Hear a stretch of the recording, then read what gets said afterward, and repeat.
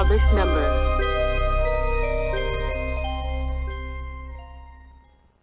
Warning, the following show contains conservative posturing, radical Christian ideas, and may offend pagans, Wiccans, Islamic fundamentalists, and other unenlightened individuals. Callers and guests may be subjected to brash and offensive comments by the hosts and any other type of bullying tactics available. But that's okay. We know why you're here. This concludes this test of the emergency broadcast system. Tonight is March 23rd, 2014. It's been a long time. Hello, world of the Unexplained listeners. This is your host, Jay Scott, and we're coming at you live here tonight. Unfortunately, we're missing one of our compatriots here. Well, actually, we've got Chuck Browder here in the studio with us, but we're missing Trent Lackey tonight, and so it's just me and Mr. D here. How's it going, everybody? Yeah. So anyway, tonight our guest is going to be the creator and founder of the Conspiranormal podcast, Adam Sayne. He's from Tennessee. He visited with us last week in the studio. Unfortunately, that episode with John Zaffis did not record again to add to the folly of our technical failures here at the Go-To Show. It's all this modern technology. It is. It really is. Hey, cut the music, man. I'm done with it. All right. It was distracting me, man. We need Chuck to bring back that old CD that we used to have. You remember that, Chuck? Which one? I don't know. Some music like ding, ding, ding, ding, ding, ding, ding. Yeah. You got that still? I've got it somewhere. Okay. If not, I'll find us something else. Yeah. Okay. Well. Anyway, so we're in the chat room. If you go to fringeradionetwork.com, just go into chat there, and you can, every once in a little while we'll look at it and test it and see if it works. So I'm hoping that we're pumping out now because I really don't have enough people to check that out to see if that's a happening thing. We're just going to assume. That's right. You know what happens when we assume? We're looking pretty good so far. So I don't know. We'll see what happens here. But anyway, so Trent is sick and Chuck is leaving, and that's right. Make him feel bad. Oh, it's fine. It's fine. His folks are in town. We're gonna get some dinner. But Chuck, well, I appreciate it, buddy. I think we got it from here. No, thank you, guys. Thank you. No, thank you. Oh my God, whoa, too! Yeah. And Chuck is out of the studio. Break a leg. And Chuck Browder is leaving the building as we speak. So anyway, so there's no Trent. It's just me and James. So yeah. So what's been going on, man? How was the power outage last week for you? Oh, it was wonderful. It was wonderful. I didn't have power, for like 4 days. Oh, it sounds great. Yeah, it was lose awesome. everything in the freezer. Yeah, actually, the funny thing is the day before we had just gone to the grocery store. Oh man, but it was good. My mom only lives like a minute and a half away, so we moved everything over there. Did she have power? She did. Oh, that's good. That's good. So when we had power, she was out of power. When we lost power, she had her power back on. I guess that works out then. Yeah, we were fortunate in K Vegas there. We didn't lose anything, so we're in good shape. But yeah. So anyway, Adam should be giving us a call here in a little bit. But he does a podcast called Conspiranormal. He interviews different people about different things. I know he covers a lot of the Nephilim stuff that we've talked about on this show before, the ancient aliens and kind of stuff like that. So we'll be talking to him. I think he's bringing his co-host on as well. That'd be nice. His name's Luke, and I meant to prepare this audio file earlier this week. I was going to mess with it. I'd be like from Star Wars, Luke, I am your father. But I didn't get around to doing that. So yeah. Oh well. I'll just have to improvise as we go. That's fine. I'll just have to say, Luke, I am your father. It's funny. He's sitting over here in Trent's chair. That's I'm not hearing all the banging and stuff. This mic over is there. also about 3 feet above where I need to be. It's because he's tall. Sasquatch. He is a Sasquatch, a human Sasquatch, definitely. And we won't get any Chewbacca noise tonight either. We really wanted to have that, but oh well, That's all right. No Chewie noise, no Luke, I'm your father. Well, I'll do that, but it's just it is what it is. And These phones have not been acting up too, so yeah, you guys might actually hear it ring tonight when Adam calls in. But y'all guys can call in, 877-722-7382. You'll hear me say, "Hi guys, this is Jay Scott. You're listening to World Unexplained." If you're calling during the live show, press 1. So just press 1 when you hear me start talking, and it'll connect you directly to the show. 877-722-7382. It's toll free all across the United States and I think Canada. I'm not sure. So are we still adding Canada in? I'm adding it in. I don't know if you might get charged. Don't blame me. I'm just saying I think it's U.S. and Canada, but could be wrong. I know it's toll free anywhere in the United States. That's right. Well, you could also email any comments you guys want to worldtheunexplained@gmail.com as well. Yeah, and you can, like I said, the best way would be probably either just to call us or to get on the website at Fringe Radio. Yeah, hit us up in the chat room. Hit us up in the chat room. We're under WOTU, so you'll see us there. But anyway, that being said, any interesting things in the paranormal that you've observed recently, D? That I've observed recently? Yeah. Unfortunately, no, not really. I've been a little distracted with doing cleanups of fallen limbs and all that kind of stuff. The ice storm was terrible, man. I know. And they're saying, all the local news is saying, nah, you guys ain't going to get anything else.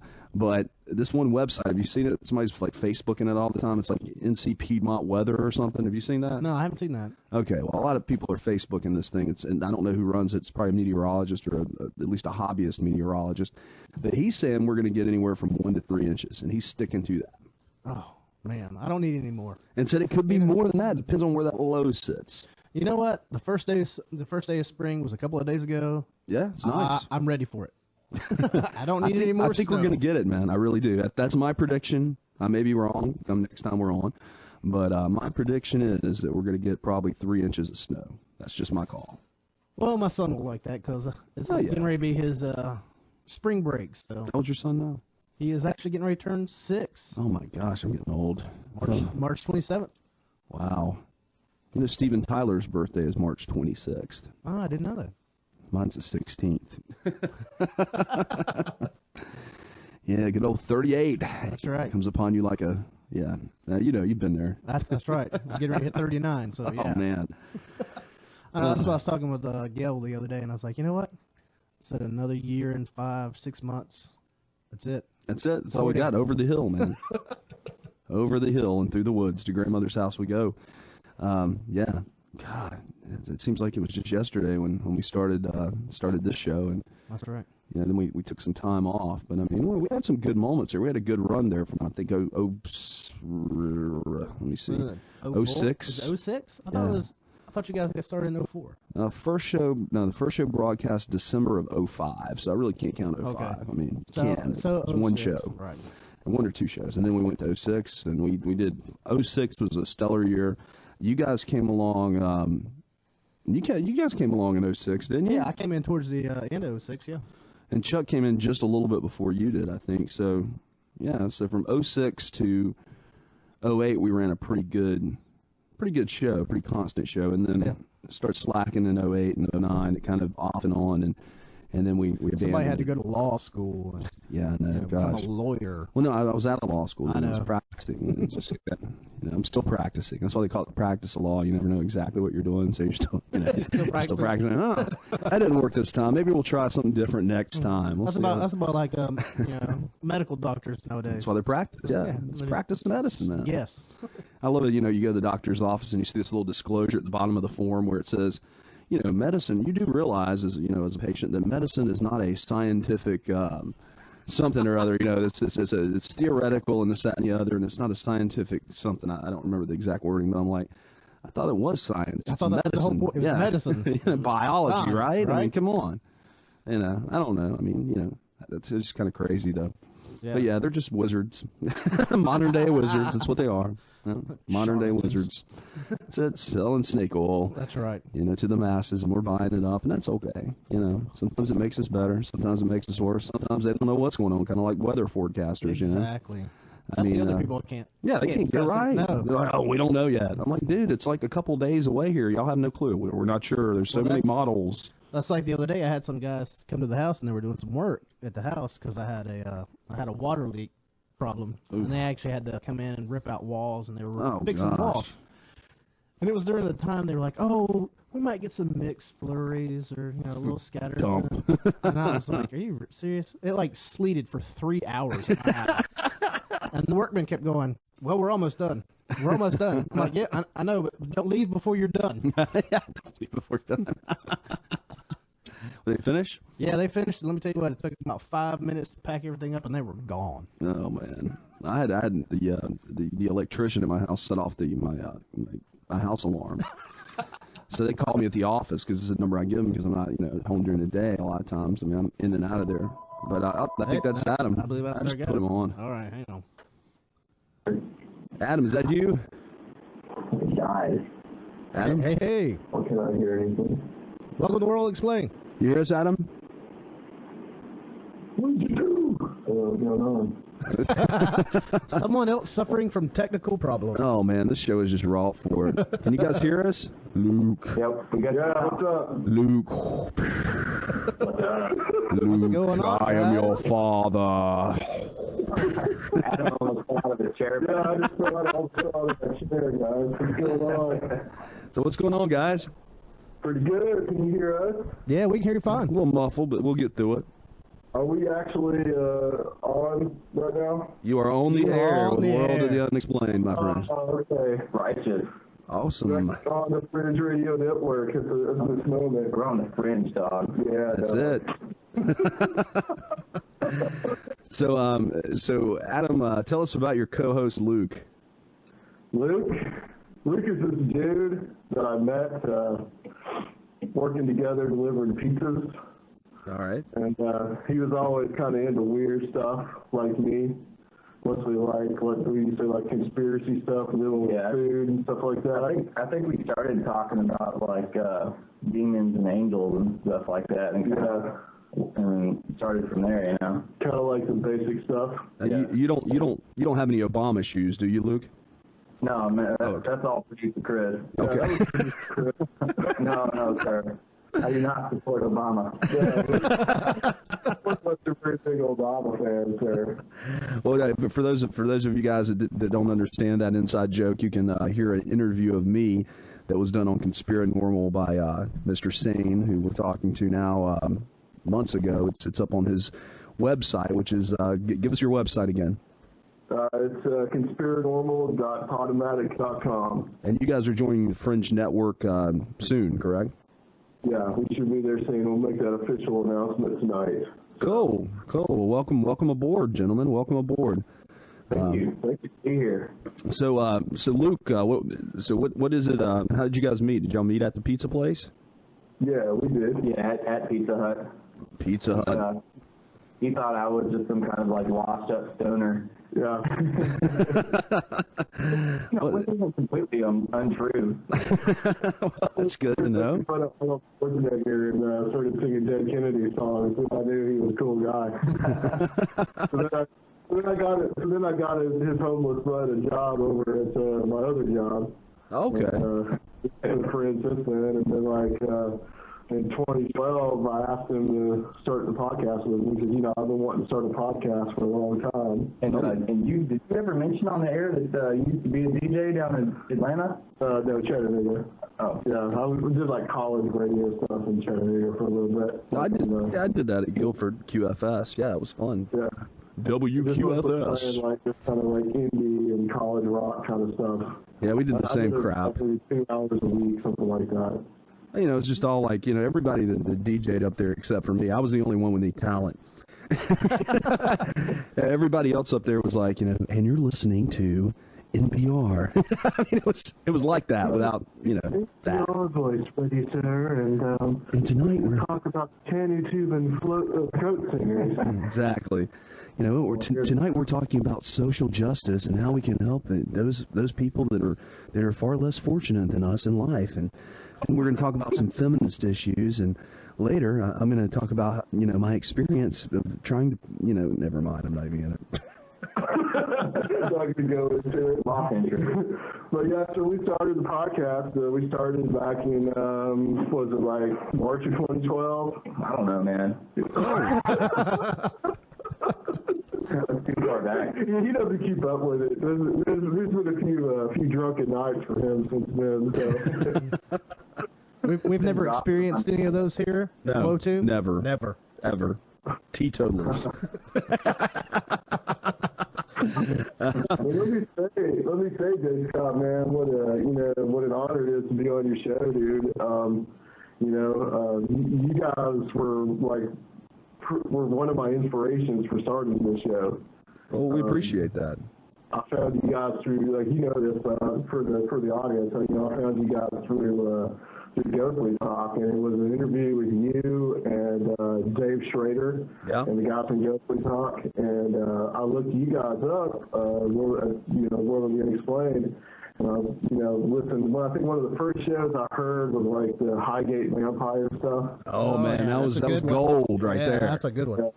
This was back in 2006, man, and I would there was a week or so that I listened to you guys' show straight. I would just fall asleep to it, And you guys were just I could relate to you guys. Y'all from the South, and y'all had the same kind of silly, stupid sense of humor that I have. Yeah, Lizard. We're completely professional here. I don't know what you're talking about. Lizard Licks from Wake County. Yeah, and when Adam came down to see us, for those of y'all that don't know, he came and he stayed a couple days and hung out with me and met the crew and stayed on for a show that we had last week with John Zaffis, unfortunately did not get recorded. But yeah, during that time I took him to Old Salem, showed him that, an old Moravian town here. Then we also went to the Andy Griffith Mount Pilot and the Mount Airy area, which is the setting for the Andy Griffith show. So he got to see all that, which, kind of freaked him out, I think. Which I'm sure was the highlight of your trip, wasn't it? Oh, yeah. It was the wax figurines or the wax dummies with Andy and Opie. And then I have a picture of we walked, remember Jay Scott, we walked by this antique shop, and there was a sign that said Roswell, New Mexico, UFO crash site. Yeah, you took a picture of that, didn't you? Yeah, I took a picture of it, yeah. You should put it up on the site. Tell me there wasn't honestly a Andy Griffith wax museum. There could have been. I don't know. That's my first time going there. I'm sure there is. That's my first time. That's a little creepy. There was some guy that was selling hot sauce and in his antique store. Yeah. Well, the cool thing I found out today, I didn't realize this. Did you tell me or did Chuck tell me, about the Matlock thing? Oh, that was me. It was today, yeah. Yeah, Matlock was actually filmed in North Carolina in a town near the beach. Yeah, Southport, North Carolina. They whenever they would do any filming about his house or he would be at home, it was a house that was in Southport, North Carolina. Yep. Good old Andy. That's right. So, yeah, go ahead. Tell us about a lot of the topics I see on your show are Nephilim and kind of biblical topics. I see you've had Chris White on your show a few times. I see that you've talked to I can't remember the guy's name off the top of my head now. I've corresponded with him via email before, but the guy that wrote the book about the last pope and different things like that. Chris Putnam. Yeah. Chris Putnam. That's it. You guys. I'm sorry. Yeah. Kind of my background, you guys were, like I said, you guys were pretty instrumental in, getting me started on this stuff. You guys introduced me to a lot of different kind of people, a lot of different ideas. I started following, L.A. Marzulli, even before I started listening to you guys' show, and some of his ideas about, aliens and Nephilim and what that's all about. And, I came into, kind of following that whole kind of crowd. There was another show, which a guy that I'm good friends with, named Dr. Future, has a show called Future Quake. And I kind of fell in with him, and he was a big inspiration to me, too. In fact, the format of my show, the way it's kind of structured is kind of based off of Future Quake, and kind of the laughing and cutting up is based off of Wotu. So kind of like Conspiranormal has a lot in its DNA. But So I started kind of following those guys like Chris Putnam and some, stuff about the Nephilim and, UFOs, a guy named Guy Malone. There was another guy that's pretty influential who actually lives here close to me. And so, I've had on guys like that, a lot of Christian guys. Like we haven't had Marzulli on; he's coming on in a couple of weeks. But we've had, Chris Putnam's been on, Guy Malone's been on. I've had Dr. Future on twice. And kind of my idea for the podcast, I didn't really want to make it like a Christian podcast because I heard a lot of that, and I didn't want to just make it the same kind of podcast, like not like overtly Christian, even though I am one. And Luke's a heathen, by the way. So oh, is he? So he can address that later. Totally. Okay. But so I had other guests on, like guys like Micah Hanks, who you guys know. We've had, like last week, we had a guy on who's Reverend Michael Carter, who also lives there in North Carolina, and he's like an alien abductee and a Unitarian Universalist minister that practices Reiki. Oh my God, really? Reiki? It was some interesting stuff. That's one thing that I love about our show too is the diversity of our guests. I never know what to expect. Like who to have on, No, like stop me if I'm wrong here, but I mean, isn't Reiki like some kind of Buddhist Hindu thing or something? I don't know. Luke knows a little bit more about it than I do. Yeah, actually, that's entirely New Age. Yeah, oh wow. New Age thing. Yeah, they kind of combined a couple, Asian therapeutic practices together with New Age concepts to make Reiki. Doesn't it deal with chakras and things like that? Hey, yeah, and crystal energy healing. Where's the tinfoil hat? I can't wait for the party. Get your crystal. Get the crystal. Like Napoleon Dynamite. You got to put on the crystal. You know what? And the sad thing is that we actually know people that have ordered the tinfoil hats from online. Wow. We've been seeing websites that sold them. Yeah, absolutely. There's a guy that I thought about getting on the show that like he's built like a alien abduction prevention helmet. Oh man, I need to start a class action lawsuit against one of these guys. It'd be great. No, man, we just need to start making our own tinfoil hats. Yeah, let's make hats. our own tinfoil hats. Apparently it works according to him. So Yeah, he just made up some kind of material that's not even like a real element. So maybe he can help me find my spirit guide. Better hope my mom doesn't listen to this show. Was she into the crystals or the spirit guides? all of it. Poor woman. I'm sorry. So what are you into, Luke? What am I into? Yeah. I like to call myself a spiritualist, but if you look up, spiritualism, Wikipedia page, it'll kind of indicate a earlier American movement toward Adam's actually better at this than me. Well, like spiritualism is like an early American. Yeah, like talking to ghosts and stuff exactly. like that. Yeah, and I just kind of think of myself as I'm borrowing beliefs from each different religion that I read about and I hear about and what seems right to me. And my beliefs are really dynamic and they change over time. Even from the point where we started this podcast to now, my beliefs about everything have changed just based on Chris White and his documentary and stuff, disproving ancient aliens and, as a good example, Right, we had on Chris White, who we had him on a couple of times. We had him on talking about Ancient Aliens Debunked, which was he makes debunkumentaries, and he's somebody that I really look up to. He used to live here in this area, but he's a little bit closer down to Chattanooga now, and he made this debunkumentary. He's in one of David Icke debunked, but that's one of your favorites, Scott. Oh yeah, lizard people. But the big one that he did was Ancient Aliens, and that caused a huge stir.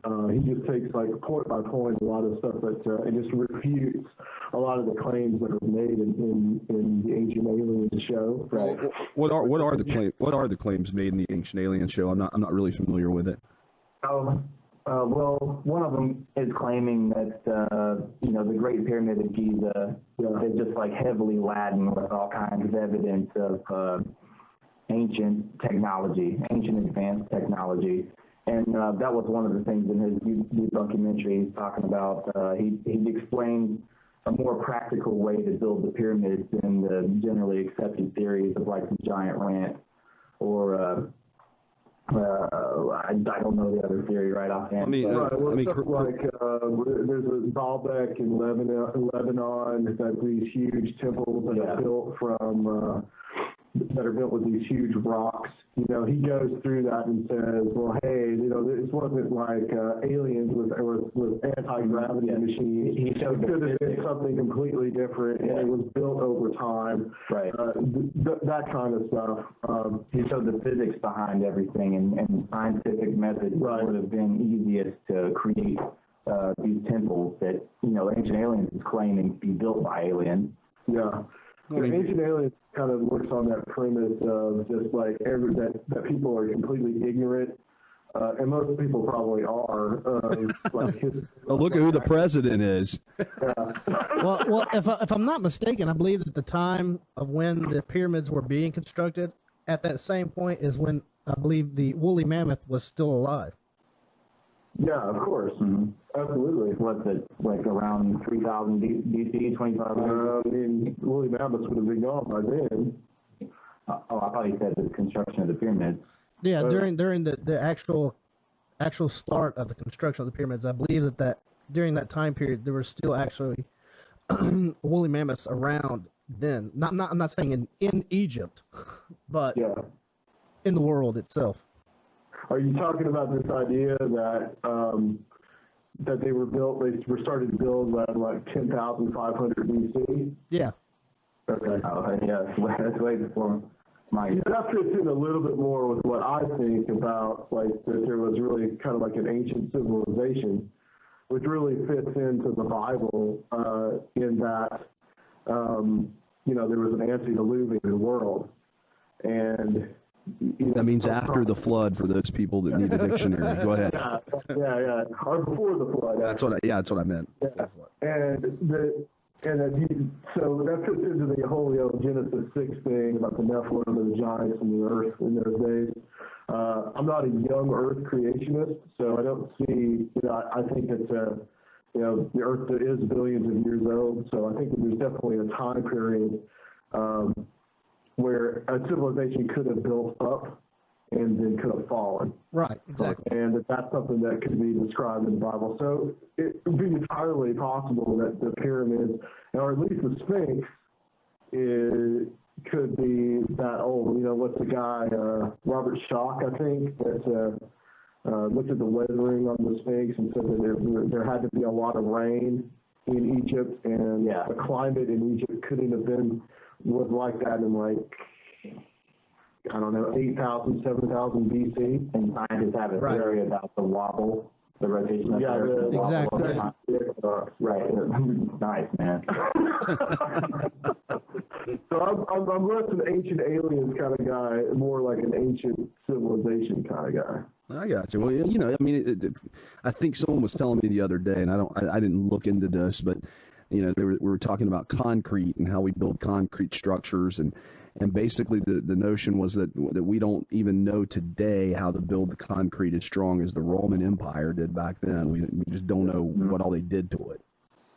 Yeah, so much information has been lost to time. Yeah. And there's been so many, we talk about the Dark Ages, when we think of that in terms of Western Europe, but I think there's been a ton of Dark Ages in the past. Mm-hmm. Well, guys, we're set to take our first break right now, so Dee's going to put you on hold here. But you guys are listening to World of the Unexplained tonight. Tonight we have Luke. Luke, what's your last name? Reed. We got Luke Reed, and we've got Adam Sayne from Conspiranormal, and they're going to be. I'm sorry. That's right. All right. And they're going to be coming to the Fringe soon. We're going to take a short break, though, guys. Hit us up in the chat room or call us at 877-722-7382. Toll free. Hit the number 1, and it'll bring you right into the studio. You're listening to Jay Scott and D. Clements on World of the Unexplained. We'll be right back after this. All righty. And we're back, and we're here tonight with Adam Sayne and Luke Reed. You guys with us still? We're here. Still here. Awesome. I got an email I want to read on the air real quick. This was sent from a guy named Barry, and I asked him if I could read his email on the show, and he said that he is cool with that. So I cannot express how happy I am to see you guys active once again. I truly thank you and look forward to the new podcast schedule. You guys were truly pioneers in podcasting, and I can't wait to see what the old guys of the new media have in store. I've always had a soft spot for the regional kinship of your show. I live in southern West Virginia, but lived many years in Lexington, North Carolina. Spent a great deal of my time all over North Carolina. Thanks again. You've lifted my spirit, and Fringe is the perfect home for WOTU 2.0. Barry. So shout out to Barry there. Thanks for emailing. Yeah, appreciate it. Yeah, I second that comment. All right, cool. Where's Trent tonight? He's sick. Well, I have a question for you guys. Sure. Have any of you actually experienced any paranormal activity or anything yourselves? I have. Yeah, Adam has. Would you say you have, Luke? Well, I like to think of it as more of a hysteria from when I was younger. And like I mentioned, my mom has always been kind of new age, so she was trying to convince me, you have these abilities. Children are closer to, naturalism. Kids are more naturalistic in nature. Gotcha, yeah. So you should, immediately inherit these abilities just because you're young. And I kind of believed it. So I consider it more of a hysteria, so I don't really believe that I've ever had any kind of real experience. My experience was a lot of things that I experienced were from childhood. I never, in my adult life, haven't really experienced anything but maybe like weird synchronicities or something like that. When I was little, I actually grew up from like the age of birth till 9 years old. I grew up in the same house my father grew up in, and I was in my room one night. I was asleep, and I kind of remembered it for a long time as a dream. I thought it was a dream for a long time, but I woke up and I looked over the corner, and there was like this old lady in my room, and I kind of passed out, and there were other things that happened in that house. Like I can remember hearing voices over my bed. I can remember my mom had this one where she woke up and saw a little boy in the kitchen and reached out to touch him and he disappeared. There were other things, like feeling presences in the house. Nothing that ever felt like malevolent. But when I was about 14 years old, I was in Virginia Beach visiting my aunt, and this is my dad's sister. And my mom and my aunt were talking about that house and things they had experienced in there, and I was just kind of listening into the conversation. And my aunt started saying that when I was young, I lived in your father's room, which was later my room, and said I saw an old lady sitting in the corner. So it's kind of this weird cooperation of, we had seen something like maybe 30 years apart from each other. Right. Creepy. Yeah, and I think more experiences in the supernatural happen to, it seemed to happen to more younger kids. As most people we talk to, they've usually had an experience as a younger child. And as they progress, they don't really have those types of experiences anymore. And I believe it's the same thing. I think kids are more successful to those types of things. I mean, even myself, when I was younger, I remember seeing a figure. It was of a woman. I used to call her the Lady in Blue because she always had like this blue hue around her. Wow. And I remember distinctly once when I was younger, I woke up. She was in the kitchen, and I saw her walk from the kitchen through the dining room into the bathroom. And I got up to follow her. When I got to the bathroom door was shut. And all of a sudden, this really bright light came out from underneath the bathroom door, and I just thought it was my mom turning the light on or whatever else. So I knocked, opened the door. Nobody's in there. No lights are on. Gone. So that's weird. Yeah, and I lived sort of close to Old Salem, at this where this house was. So this could have been a region where there were a lot of people, because she looked like she was dressed in that garb with the headpiece on and the type of old style clothing and that kind of stuff. I went to that restaurant, actually, the Old Salem Tavern. I went there for lunch the other day. It's pretty good. Oh, good. Yeah, they got bratwurst, and they make their own. Kraut, and it's pretty cool. Yeah, I've been there several times myself. It's pretty good food. Yeah, my first time there. Food curse? Do what? Is the menu cursed? No, I menu's don't not think cursed. so. Sorry. It was tasty.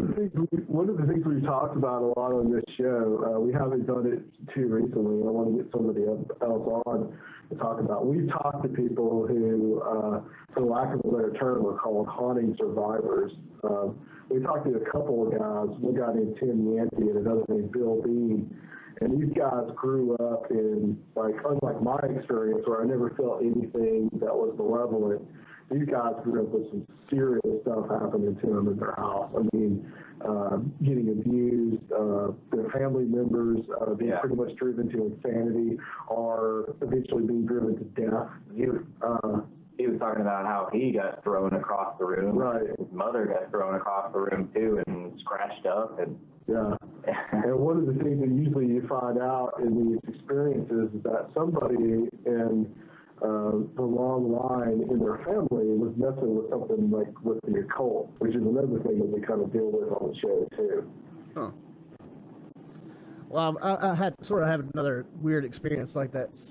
It's not exactly the same, but like when I was little as well, I used to always see, because my family, we stayed in the same house for a long time. So it was me, my sister, and my mom and dad, and then of course my older sister came back and lived with us and her kids as well. But what I used to always see over my nephew's bed, or around my nephew's bed, which I think is what they call shadow people or shadow figures or that kind of stuff. And of course, nothing ever happened to me. There was never any malevolence or anything like that. But the odd thing is that my nephew out of the family was the one who was always in trouble. Oh, is this the one in prison? Oh yeah, he's back in prison again. Oh, okay. But I mean, he's the one who always seemed to be in trouble somehow, some way. And it's just odd that those figures, I'd always see one of those figures or shapes around his bed. I didn't do it. It's the people in my head telling me what to do. Exactly. And then, of course, something would happen and he'd get in some sort of serious trouble. And I always thought that was weird, as a strange occurrence that would happen. So I don't think the jury would buy that. No, I think that pretty much puts you in the rubber room. Yeah. Well, but so anyway, going back to what we were talking about earlier with a lot of the alien stuff, the Nephilim. What do you think about it? What's your take on it? Well, I would have to say that, and this is kind of my own informed opinion. It's not exactly original to me, so I don't take credit for it. I believe that aliens, what we're seeing with so-called alien abduction, is primarily just like a supernatural occurrence. I don't think it's any different than like a ghost visitation. I just think it takes on a different form. Mm-hmm. And I think it's there to kind of lead people astray. That's just my own religious perspective on it. What's your take on it, Luke, from a different angle? I agree with what he just said, except I think that it's kind of a chance, that you take. You're either going to get a good entity or a bad entity. Whenever you come in contact with one and you start interacting with the energy that they're putting off, it's a mixed bag. You could get either one. I don't really believe that there's some kind of set rules or plan that humanity should stick to. I kind of feel like it's more everyone for themselves in their own spiritual path. One of the things that really got me in my kind of early research on this stuff, especially about alien abduction and about the graves, was reading about, and I'm currently doing some research for our next guest, kind of refreshing my memory on some of this stuff about Aleister Crowley. And there was a figure that Crowley would see that would communicate with him that was called Lamb, spelled L-A-M. Now, Marzulli talks about this a lot. And Lamb, if you look at the pictures on the internet, if you just Google Lamb and Google images, it looks just like a gray. It looks just something like a gray. It has little, smaller little eyes, but it looks just like a gray. So that was kind of the beginning for me of seeing that you're not dealing with a physical, nuts and bolts spacecraft. You're dealing with something that's inner, that is brought on by pretty much an altered state of consciousness. Interdimensional. Yeah. And throughout the show, my opinions kind of changed on that too. I was in the perspective originally that there was physical aliens, coming here, but with cloaking technology and everything else. But over time, now it's kind of in the same bundle as hauntings and stuff would be. So you don't attribute these, Luke. You don't attribute these to being Nephilim. Right. Yeah, I do believe in the Nephilim. I believe that there was a race inhabiting America before the Native Americans, because there's, pyramids. There's actually evidence of pyramids that's not really talked about, that mounds shown with stones that resemble Aztec and Mayan architecture here in America. And we even had a wooden hinge that mirrors that of the wooden hinge that was in England, south of Stonehenge. So I believe that there was a race of giants here before the Native Americans. But you don't necessarily believe that race of giants were half angels, half humans. Right. Okay. Well, I do. Okay. I believe in the Nephilim. That happened. Now, whether they're here today, I think that's a total different thing. I don't think that they're around anymore. But I think that there were the Watcher angels that did come down and did mate with human women, and it produced the Nephilim offspring. Now, however you want to put it, there's a whole group of people that obsess constantly about the Nephilim, and whether, there was the second incursion or there was, all this kind of stuff. It's really kind of exhausting, these people that debate on that. But, it did happen, and it was a union between these supernatural forces and humanity, and that created those beings. Now, I think that most of those are gone. Most were probably wiped out during the flood. There probably was a remnant after the flood that survived, and gradually they probably got bred out. But I think that for sure what you're seeing today is not like a physical manifestation. In other words, they're not it's not Nephilim that are coming down in spacecraft. It's just a purely spiritual and supernatural manifestation. Yeah. Well, I don't know how much you guys are into Greek history or Greek mythology or anything like that, but of course, in Greek myths, that happened a lot. Would it either be Zeus or another god would come down, mate with a mortal female, and of course their offspring would have some sort of either physical deformities or special powers or something like that. And of course, in Greek history, that happened quite a lot. Yeah, you had Hercules, you had Perseus, you had all these different, and I think that's what they were talking about. What the Hebrews wrote about in the Bible. They were talking about kind of the concept of the demigods. Right. Well, we were talking, this is a little off topic, but, speaking about some of the other things and the things that have been going on, the things that people are talking about currently, just the rise of the interest in the paranormal and things of that nature, the rise in the technology and all that. Do you think that we're living in the last days? Well, I'm assuming that's directed towards me. Yeah. I'll direct it towards Luke here in a minute. I don't know the answer to that question. I would have been certain, probably about 2 years ago, I would have been certain of that. Now I'm not so certain that we're living in the last days. We could be. Any time period could be the last days. What changed your mind? A lot of things going on, especially, and something we haven't really hit too much on our show, which is transhumanism.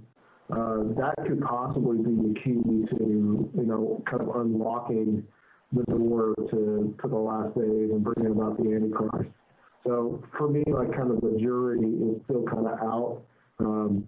It's some of the things that I've studied recently that make me think that we may still have at least about 100 years.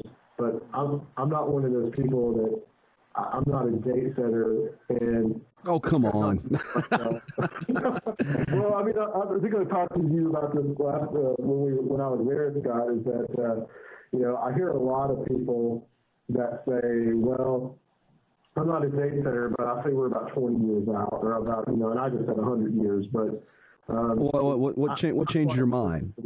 Now. What changed your mind about it? You said you were certain earlier, and then you've done some more research. It would probably have to be Chris White's latest book on Mystery Babylon that kind of changed my mind. Okay. He's pretty influential. He changed my mind a little bit on that because in the Mystery Babylon book, he sees Mystery Babylon as Jerusalem. Yeah, I've heard that theory before. Yep.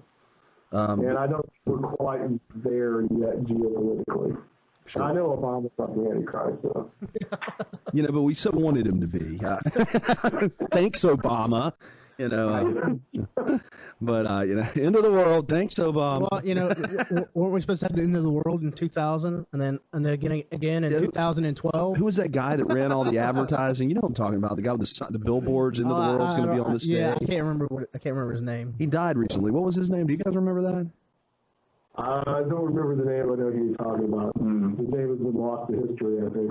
Oh well, he didn't live to see it, so.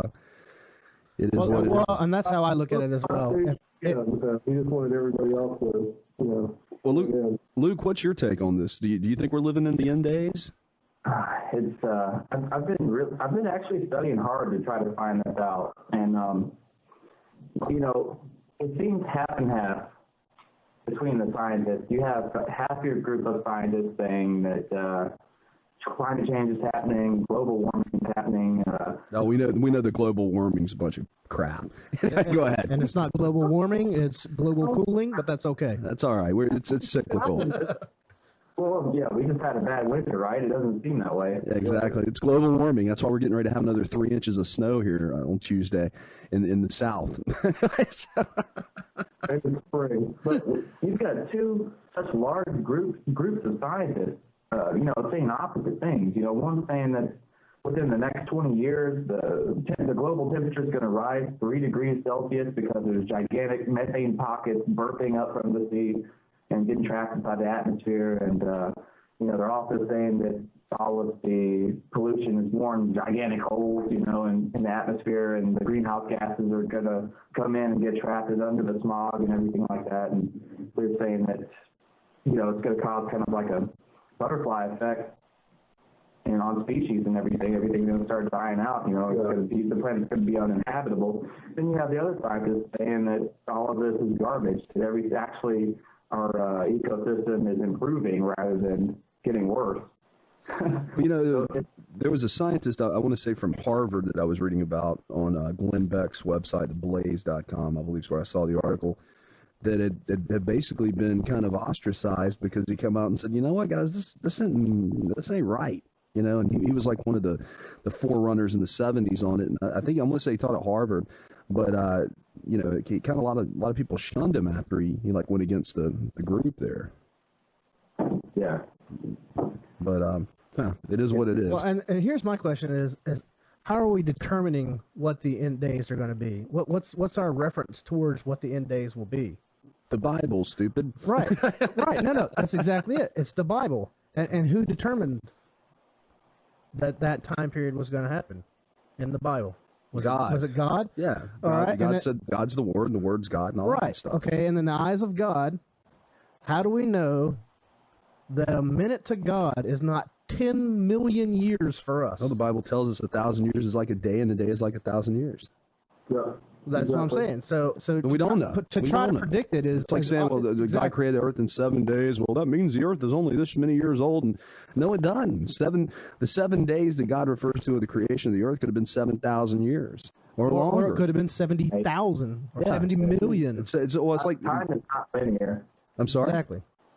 Time isn't linear. Yeah, and it's like, the whole thing about, the day of the Lord is upon you. I mean, that's not, we know that's not just a day. Yeah, interesting, but yeah, we're going to take... You wouldn't say you're a young earth creationist then, huh? I'm sorry? You would say you're not a young earth creationist. No, I'm not. Same here. But I mean, I'm not saying that God's God, and whatever God wants to do, God can snap His fingers and it'll happen. If He wants to do it in 7 days, He can do it in 7. That's my thoughts on it. But like I said, time is not linear, and it's interesting. I've talked to some time travel guys on our show before. Mainly the whole John Teeter, Oliver Williams thing, and we see that site's kind of gone defunct by now, which is. That kind of sucks because that was fun to play with for a while. Yeah.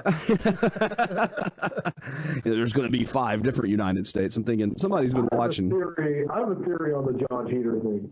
Do ya? Well, wait, save it because we're going to take another break and we're going to come back here. But save your theory on John Teeter until we get back. Once again, I don't know if you guys are dead out there, not listening. You just don't listen to us no more because we have so many technical difficulties that you've decided we're not worth it, and that's fine. If you want to just listen to the podcast, that's cool too. You're a big boy and girls now. I mean, y'all grew up with us. So for those of you that don't know us, well, you'll know us soon. But anyway, listen to us, World of the Unexplained. Give us a call, 877-722-7382. We're talking with Adam Sayne and Luke Reed, and we'll be back in just a second. And we're back, and you're listening to World of the Unexplained. We're here with Adam Sayne and his co-host, Mr. Luke Reed. How you guys doing? We're here. We're back. Doing great, feeling good. All right.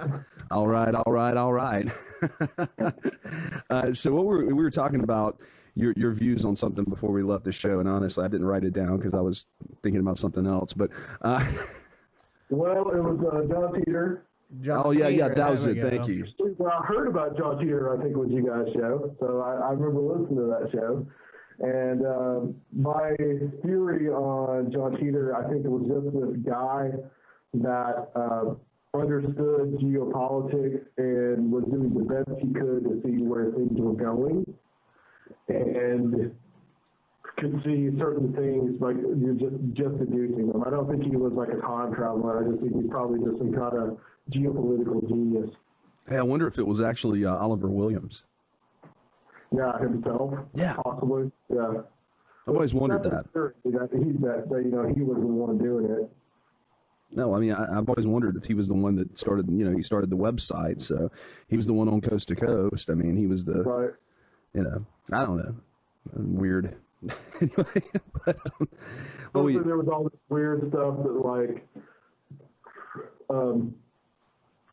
John Teeter lived with the family, and he lived with the small John Teeter and all that kind of stuff. It was like Terminator. It's Terminator, Maybe he used the crystals. You never know. The foil hat. But so you don't think that we're in the end times now? You think we're about 100 years out? Well, if I had to guess, if you were a betting man, I would say possibly, yeah. Okay. I don't think everything has lined up. Now, I do think that the Antichrist system is alive and well in the world, and I think that is going to slowly coalesce. What do you mean? Explain that, the Antichrist system. Eventually, like with things like the New World Order and those and that kind of thing, that eventually we're going to have a one world government, and we're going to have the system in place. The system is going to come into place that the Antichrist is going to take over. Oh, it's going to be ready made for him. He's not going to make it himself. He's going to take over that system. Interesting. Well, goodbye, Constitution. Grid and all these things that we have, like I mentioned, transhumanism before, people wanting to live forever, all these kind of weird ideas that are out there, virtual reality. Sorry. Old Highlander who wants to live forever, a queen, Yeah. Right. Forever is our today. Who lives forever anyway? Sorry. We will, because everyone will listen to these podcasts. That's right. Instant fame and success. Immortality on the airwaves. we'll still be here. So, you see the rise in technology, though, and you see a lot of the fulfillment of the prophecies. Israel become a nation state in 1943, or 53, which is it? I'm sorry? 1948. 48. Okay, I was in the middle. I was around it. Snowballing, It's there. Look, okay, 48. Either way, Israel's a nation, recognized as a nation, except for everyone by the Palestinians. We've still got the temple that has to be rebuilt, and there have been designs and plans to rebuild that thing since probably the 70s or the 80s. We're going to have to. There's just a lot that has to come about. I was actually at home today. Watching, flipping through the channels, and I came across the Left Behind movies. They were showing one of them on one of the God channels, the part 2, the Tribulation, whatever it was called. But I was like, how many of these things did they make before they, closed the book? And I looked it up. There's 3 of them apparently with Kirk Cameron, and I've only seen the first 2. But apparently, they're remaking that film with Nicolas Cage of all people. then it will bomb. And Nick Cage is going to play the pilot, Rayford Steele, and I can't remember who else is in it, but it's Big Hollywood's going to take a swing at it next, it looks like. Oh, boy. Well, Exactly. Luke made a dubstep song called Cage Rage. Actually, it's breakcore. Breakcore, I apologize. We may play it on the show at some point. Okay, well, we were just playing, or the first break, we were playing Marky Mark and the Funky Bunch. That's right. Feel the vibration. Yeah. Come on. Come on. I'm sure Adam has that album in his collection. I've got, Who doesn't have that album in their collection? I mean, Millie Vanilli's next. I want to put them on there, Ba ba ba ba ba ba ba ba baby. Want to hear lip syncing? Exactly. Well, Luke will tell you I'm a big fan of just like crappy 80s new wave. Well, really, what's happening is that we're trying to find the most offensive music that we can play that will irritate the fire out of Trent. Yeah. And usually it's Motley Crue or, whatever. I saw a list on Salon.com today. I think it was somebody posted that was Jason Offit that posted it on his Facebook. He says, the top 15 bands that that everyone loves to hate was like Creed. The Nickelback. Blues Traveler didn't make it. Nickelback. Nickelback made it. The Goo Goo Dolls made it, which kind of pisses me off because I like the Goo Goo Dolls. I showed you one, Jay Scott, when I was there. It was like there's these series of videos called So Shreds. Oh yeah, those were hilarious. One was Creed and the other one was Nickelback. And Nickelback, I can't repeat anything of that on the air. Yeah, but, needless to say. They take out the music and then they put themselves playing the instrument and singing. And one part of the Creed one is he says, "We're gay, yeah, we're gay." That's He's awful. got something he wants to share with you guys in his occultic studies. Okay. He has learned how to make a homunculus. A what? Adam suggested that it would entertain you to tell you about my discoveries of the homunculus. Absolutely. Go ahead, sir. So, I was looking around my mom's book collection. While I do give her a lot of flack, for being New Age and all, she does have a very extensive book collection with a lot of awesome books that I've read. And one I was flipping through, and it was, Hidden Sects of Kabbalah. And one of the chapters was how to create a homunculus. And, that's the first I'd ever, and the chapter right next to it was how to create a golem. Okay. But I read into the how to make a homunculus for some reason. That sounded more appealing. Light reading. Sunday afternoon. Yeah. It had a lot of a pretty creepy. It was a pretty creepy procedure. I was going to try it. I told Adam I was going to try it myself just to see what the outcome was. Do everything by the instructions, but by the end of it, I was just so creeped out that I couldn't even do it. So what were the instructions? The instructions were to make your own clay pot, first of all. Mm-hmm. And you carved in the pentagram in both the bottom and the lid of the pot. Oh, this sounds safe. Go ahead. And not only the pentagram, but if any of you have any knowledge about sigils, making sigils and grimoires and stuff like that. Each magician has their own kind of specialized sigil that they use in rituals. So really, you're supposed to carve that into the bottom and the lid of the pot, and then you put clay into the pot. Just dirt clay. Don't form it into anything. Just throw that in there. And how can I put this radio friendly? For 40 days, you're supposed to put your blood and semen into the pot. Oh, nice. Right. And you're supposed to do that. You're supposed to, the instructions say, correct me if I'm wrong, but I think you're supposed to masturbate into the jar while listening to goat spray. No, don't tell.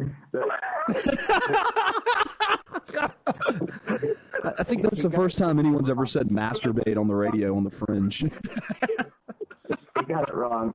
There's an atmospheric tape playing like in the background at all times around. There's an altar built. Isn't it supposed to be goat? Yeah, it is. Goat spraying on a loop, on a track on loop. Oh my gosh!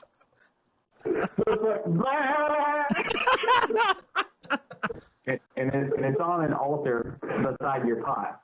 You got to be a sick dude to get off to that. I think that might be a little bit of a buzzkill. Aren't you supposed to, do the deed when you're thinking of the homunculus? Yeah, the whole time. Whenever you're doing the deed, you're supposed to think of what form your homunculus will take. Ah. Wow. So you stopped about, the 20th day, or what? I stopped somewhere around the beginning.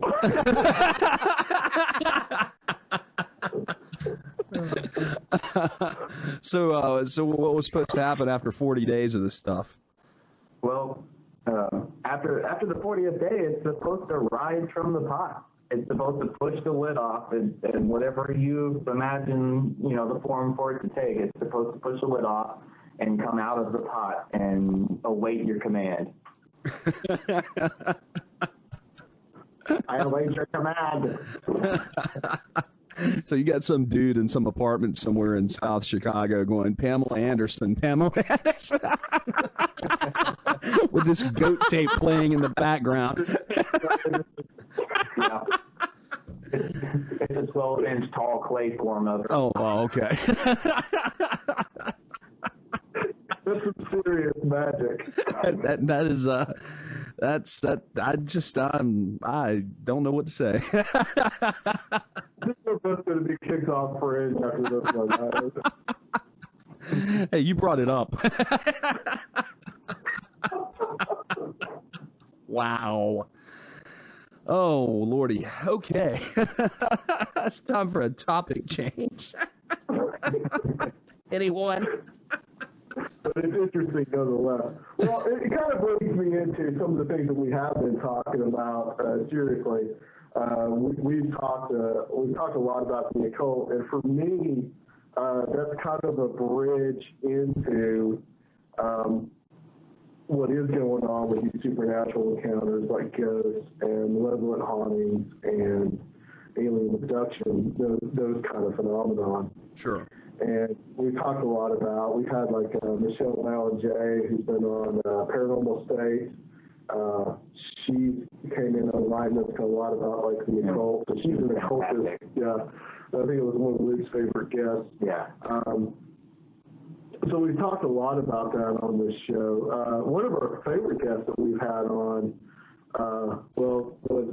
we had on a few times. This is more kind of in the realm of conspiracy theory, but it has to do a lot with the occult.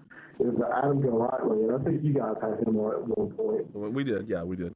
Yeah, and he's told us a lot of interesting things about, especially one of the figures that we find the most interesting on this show. And there's also a good interview that we have with Nick Redford, about this was a guy named Jack Parsons.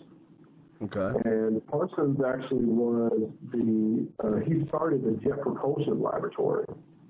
So the guy that worked closely with NASA was founded by Jack Parsons, who was a serious occultist, who was pretty much an acolyte of Aleister Crowley, but in the United States. Guy considered himself the Antichrist.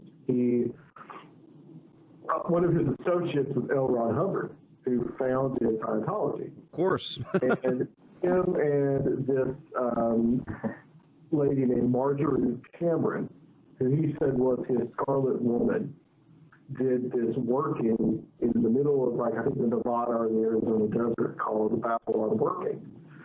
And in this book that Nick Redford wrote called Final Events, there was a group that had followed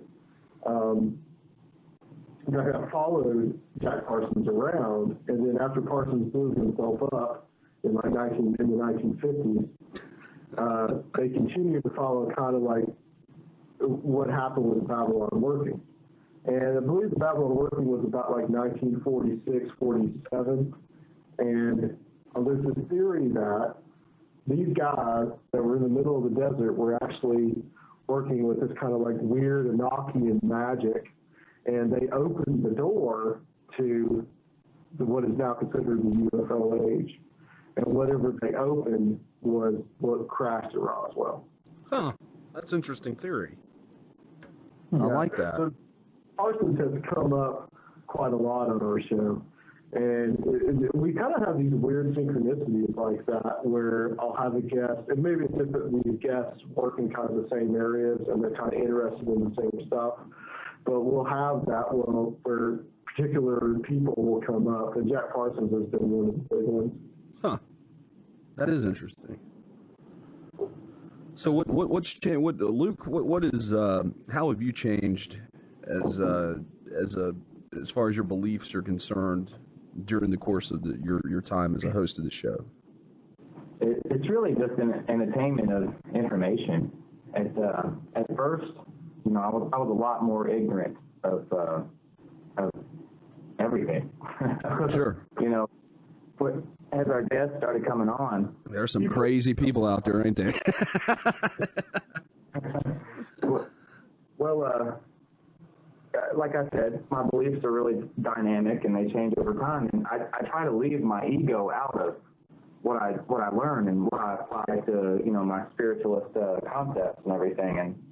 And over time, as I attain knowledge, the biggest thing that I've learned to do is apply more like scientific logic, before I, automatically assume something is outlandish or, before I go to, what is the word for it? Before I automatically assume something is Jump to conclusions. Yeah, before I jump to conclusions about something being more fantastical than it really is, I've learned to apply more logic to it and be like, well, before you assume this, you need to, apply the scientific theory first and see what they had to say about it and have a more omniscient viewpoint on it first. And our guests throughout the years have showed me it coming from such different perspectives. Yeah. That, you need to think about this from all of these different angles before you automatically come up with a firm conclusion about this. Okay, that's fair. What about you, Adam? How's it changed you? Well, I think I look at things somewhat differently, but it's really kind of a more of a accumulation of knowledge for me. I had set in my mind when I, from listening to shows like yours and some other influential people out there, I kind of had set in my mind what I believed. In a way, some of it's, too broad range to kind of go in here. But one of the things that I think about a lot, and it was one of the things that really wanted me to do this show, was to find out what happened in the Garden of Eden. And I know that sounds very strange, but there was this idea in the first and second centuries AD called Gnosticism. I'm sure you guys are familiar with it. The idea that you could attain this knowledge. Yes. And, through the studies that we've done and the people we've talked to, especially about the occult, I see that, what does that mean? What exactly happened? What does it mean for, the God that said, or actually Lucifer to have said, eat that and you will be with God. And that's something that I really tried, something that I think I kind of like try to explore personally, not as much on the show, but I think a lot of things that we talk about on the show lend itself to that. What's your thoughts about that, then? What do you think it is? Well, I think that there's a simplicity of Christianity in that you can accept Christ into your heart and you know that that you're a believer. On the other hand, there's this whole other worldview where you have to attain this kind of secret knowledge. One path is easy and one path is hard. And I choose to take the easy path because I know that that's the right path. The harder path, though, is what leads people, I think, astray into man believing that he's God. And when man believes that he's a God, and Luke and I like to say a small g, then I think we're still essentially man, but we're still going to mess everything up. Mm-hmm. And when man becomes God, he is just going to lord it over his fellow man, and there's going to be a lot of death and there's going to be a lot of destruction. Have any of you guys seen the movie Chronicle? Chronicle? I'm not sure if I have. No, I don't think I've seen it. It's a group of teenagers. It's one of those movies that's done. Oh, no, I've seen this. This is the one where they get these powers and stuff? Right. Yeah. In that movie, there's a group of teenagers, and they find this mysterious object that gives them these superpowers. And one of them is, you feel bad for him at first. You think that he's just kind of a reject. Yeah, he's the dorky kid that nobody likes, and he's getting picked on and everything. This is the guy that becomes the monster at the end. That's true, yeah. That's a good movie, actually. Yeah. And I think that that's one of the movies, I think that that's probably one of the most, I would show that movie in church. Huh. For people to really understand what it means when you're given those kind of godlike powers. And people that try to search for these godlike powers, they become elitists. They become people who do not care about their fellow human beings, but they're still essentially human, and they're still essentially human beings that have faults, because we all sin and we all make mistakes. So, Luke has this idea, I think, in some ways, that you can become like God. I don't. I think you can become a God in power, but essentially you're still human, and you're still going to lead people into pretty much, like I said, death and destruction. I tell you, I have a really good. The 20th century. I have a really good friend that I've known most of my life, or a long time anyway. Not most of my life, but a long time. And he basically he's we were having a talk one day, and his life has transitioned a lot, and he does a lot better than most. I'd say he's one of you heard people talk about the 1%ers. Yeah, right. Yeah, this guy's one of them. Okay, so success wise, business he's been very successful in business. He runs a couple different corporations, but we had sat down one night, and I was at his house, and we were talking about just God and Jesus and everything. And I've always we've always shared pretty much the same feelings and thoughts and views. But then he gets a little mystical on me, and he talks about this hidden knowledge, the same that you were describing, and he talks about vibrations and the vibrations of things. And the more and more I listen to him, I'm thinking, what kind of cult have you joined, brother? You know what I mean? And we got into some real conversations. One of the things he's like, well, no one believes that, that all the animals got on the ship like that. That's just a story. I'm like, nah, it said, Noah put the animals on the ship, and, God told them to go, and they went 2 by 2. That's what it says. I don't think that's I try to take the Bible literally when I can, and I think that really happened. But, some Christians don't. But, I mean, that is my view on it, as incredible as it sounds. Yeah, I think Jonah was in the belly of a fish, Yeah. But that's just my take on it. But, just some of the Eastern teachings that got mixed with Christianity that turned it into some kind of feel-good, New Age kind of thing kind of really bothered me. Well, that's happening a lot, and Luke can actually attest to this a little bit better than I can. He was at this, I'm going to let him tell the story about the prophet.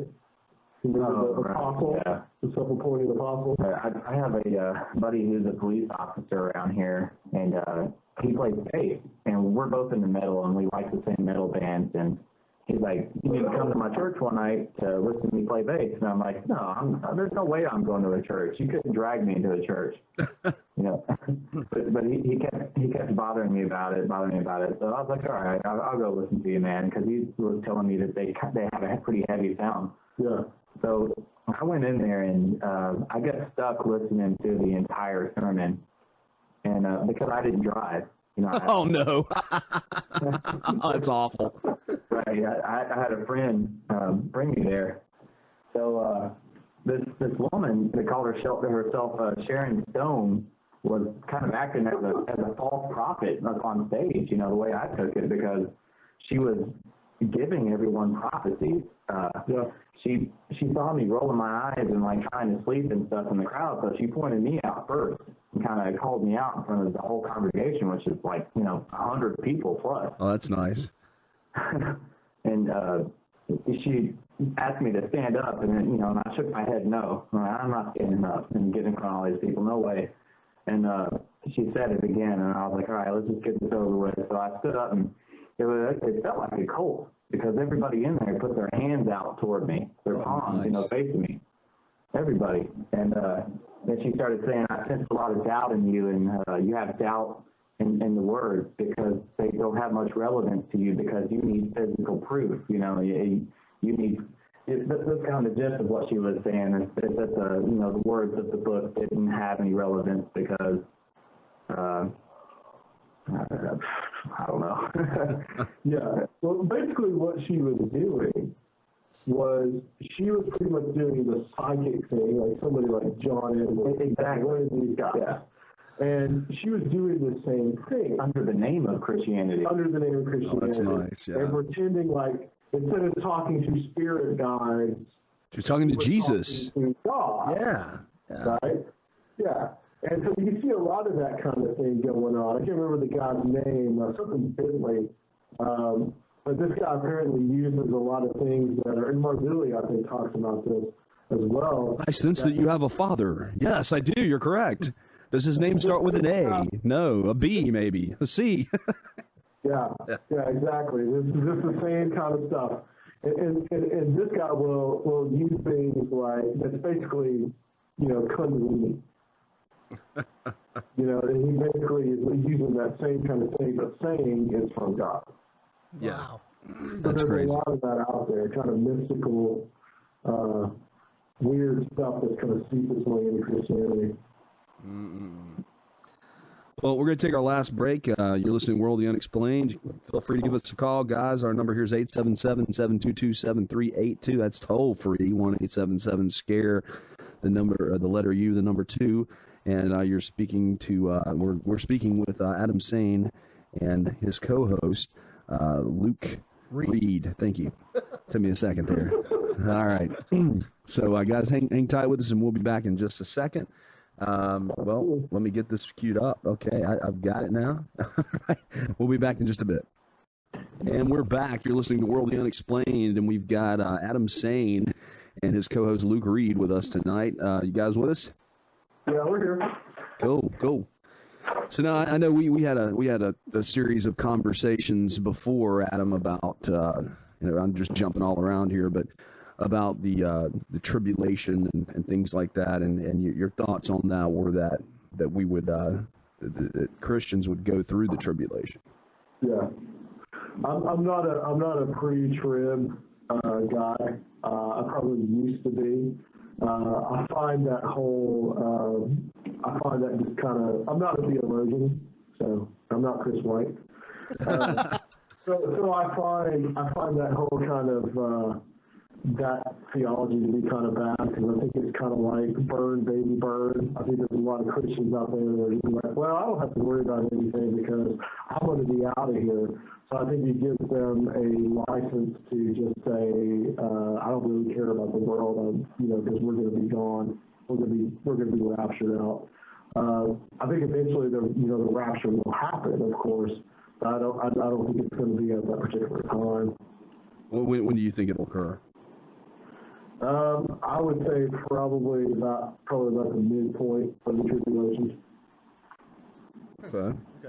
Well, I've got a question for you guys, kind of changing topics as well. Have you guys actually ever gone out and done any of your own, investigations into the paranormal at all? I've gone out with the local ghost hunting group here and done some investigations. I really haven't found anything. I'm not. I don't consider myself a ghost hunter. Right. That was kind of an entry point into a lot of this stuff, like this ghostly talk. But I don't. So I don't really consider myself like an investigator. I know people that do it, and I respect them. But to me, I kind of enjoy the personal stories that people tell, rather than going out with some meters and looking around and saying, what was that? What was that in the corner? That kind of stuff. Right. Well, that's kind of like how we are now. I mean, we did go out. Well, you've gone out, what, 2 or 3 times and done investigations? Probably, yeah, like that. But we're kind of the same way. We like hearing the personal stories of people and relaying it out so that everyone else can hear it as well. Now, unfortunately, the one time that we haven't gone out, Scott and Chuck had an experience that I think pretty much put Scott off from going back out. Oh, and me? Get out. Okay. Yeah, it's like the Eddie Murphy thing, This house is great, baby. Get out. Too bad we can't stay. Yeah, exactly. I'm running for the hills. I mean, that's what I would do if some disembodied voice would tell me to get out. I love those shows like A Haunting, and there was that one, the first Haunting in Connecticut, where, it wasn't the walls bleeding, but the mop water was turning to blood. Yeah. And I would have just been gone. Yeah, me too. Later. I would have just sit there and said, well, that's kind of weird. I wonder why it's turning into blood. I just bought a funeral home. Well, that really happened according to Carmen. I mean, that actually took place, and so that was. Yeah. A lot of that movie was sensationalized. Yeah, I'd have been gone too. A lot of that movie was sensationalized, and a lot of the remakes are. We talked to Zaffis the week before last about the new movie Conjuring, and how it's a very scary film, and a lot of that stuff in the film actually took place, and that was kind of creepy. The snapping or the clapping hands and all that stuff. It's oh hell no. I'm out. I loved that movie. I thought that movie was perfect as far as everything that I've read and everything that people that I've talked to of how things slowly escalate and the stages that it goes into. Sure. The last 10 minutes of that movie was pure Hollywood. Oh yeah, I agree. Well, that's been one of my things. Like when you see these shows about ghost hunters and that kind of stuff, and they're filming and they're going, "Oh no, something's drained the battery down from the camcorder. It's sucking the power out," and then they say that they're having experiences, and I'm like, well, why don't you take about 5 or 6 car batteries, just place them in the middle of the room, and go, let's see what happens. Right. No, that does happen. Right. I mean, the battery thing.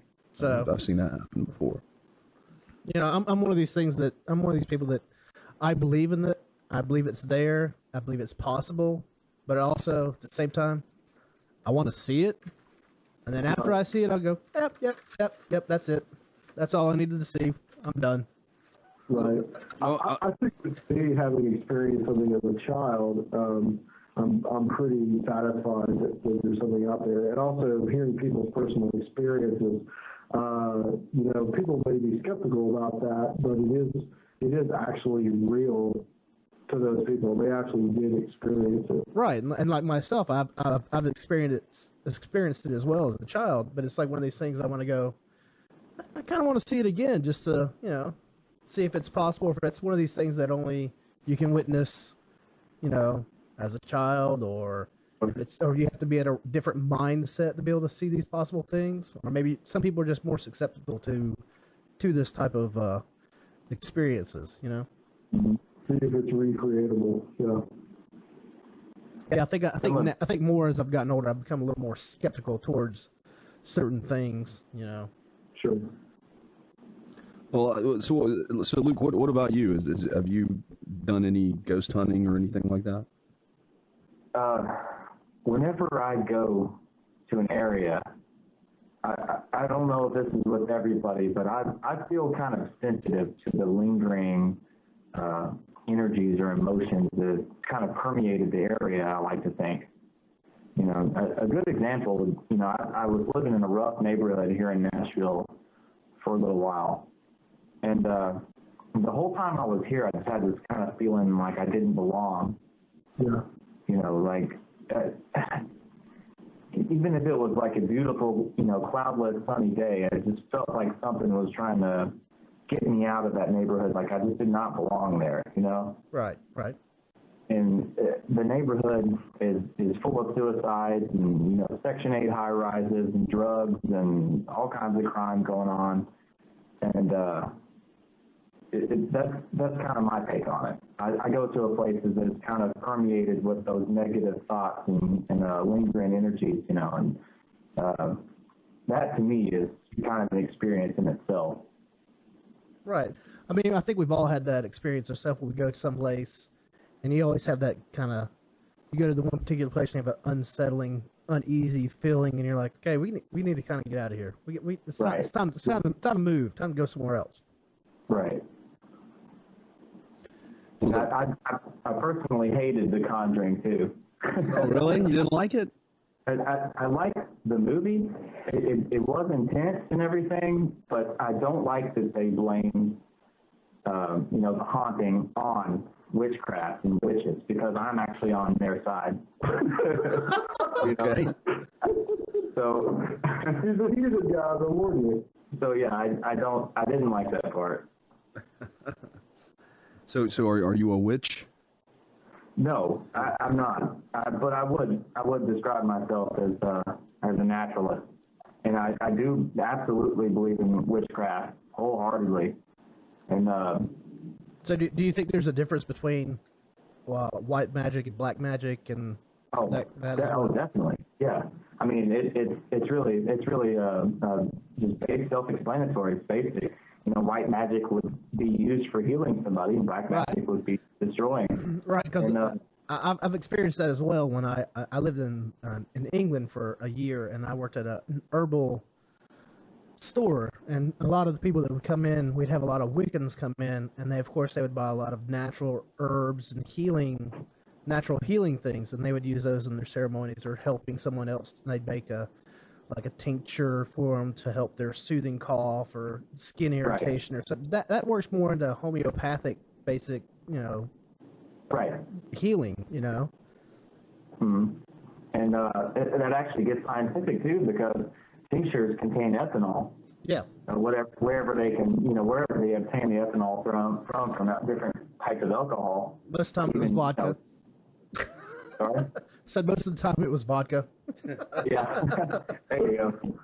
Well, it's got enough alcohol in it, even though, you know, vodka is usually 40 proof, right, to extract the essentials from the herb. And that's why tinctures are the most effective, instead of these capsulated pill forms. Right. They're also easier to digest. Your body absorbs them quicker. Exactly. And the alcohols draw out the properties inside the herbs that are used for the ailments. Yeah. I learned something. Hey, that's what we're here for, man. That's if you it. haven't learned something new every day, you're not trying hard enough. That's true. That's true. So, so you said that you play bass guitar, Luke? No, Paul plays bass guitar. That's when I was talking about the weird church, the weird cult church. Oh yeah. So, do you play anything? Yes, I play lead and rhythm guitar. Okay. Well, you're in the right place, right? Nashville, Tennessee. Yeah, not necessarily. Okay. I've heard there's a good rock place out there, right? Well, there is somewhat of a rock scene, but I'm more what I've been playing throughout the years is all metal. I've kind of drawn myself more to, a lot of different musical styles within the past couple of years, but what I grew up playing was metal. And Nashville has a very minimal metal scene. There's not much of a black metal scene here in Nashville. Yeah, I didn't say black. I've never been a black metal guy. In fact, Luke's in full makeup right now. All right, cool. Like Kiss. He's got socks on. Yeah, I got the makeup kit from Adam's room. Did you steal the Obama shoes from what's his name? He doesn't eat them in jail. Okay, no, all right. Alrighty then. Oh wow. Like how this show degenerates. Yeah, no, our shows always degenerate at some point in time. I'll tell you a story. One of my favorite memories of Unexplained. Okay. And I told this last week, but since that's lots of time, I'm going to have to reiterate it. Go ahead. So, I used to call you guys a lot, and you guys know that. Oh, yeah. And ask guest questions, ask you guys questions. And one night, I called you guys, and, I called the 1-800 Scared YouTube number, and I misdialed it. And I got like a phone sex line. And I'm sitting there ready to talk to you guys and getting ready to hear, hey, you called Jay Scott and what did you explain? Now I hear, hey, baby, are you horny?